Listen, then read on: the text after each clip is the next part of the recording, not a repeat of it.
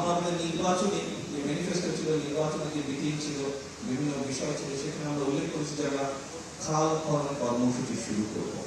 আমরা সরকার গঠন করেছি আলহামদুলিল্লাহ, এবং আমরা আমাদের সেই প্রতিষ্ঠিত খাল খনন কর্মসূচি শুরু করেছি। 2-3 দিন আগে একজন সাংবাদিক এক জায়গায় বলছে বিএনপি খাল খনন কর্মসূচি শুরু করেছে। এটি তাদের একটি রাজনৈতিক প্রোগ্রাম, এই কোথাও কোনো হিসাব নেই, কিছু নেই, এটা করতে হবে বলে করেছে। আমি খুব শ্রদ্ধার সঙ্গে ওনাকে বলতে চাই, বিষয়টা আসলে তা নয়। এই খাল খনন কর্মসূচির সাথে মানুষের জীবন ওতপ্রোতভাবে জড়িত, এই খাল খনন কর্মসূচির সাথে কৃষি জড়িত, এই খাল খনন কর্মসূচির সাথে এই ভূমিকম্প পর্যন্ত জড়িত।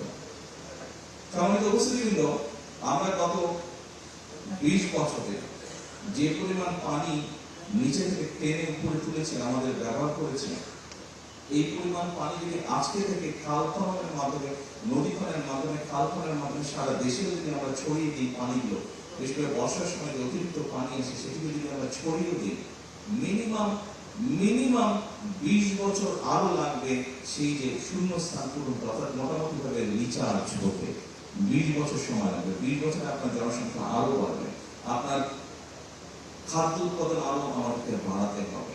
কাজে আমাদেরকে কোনোভাবেই ভূগর্ভস্থ পানি ব্যবহার করা বোধহয় আমাদের জন্য বিপদজনক হয়ে যাচ্ছে, এবং এটি কিন্তু দুর্যোগের সাথে সম্পর্কিত।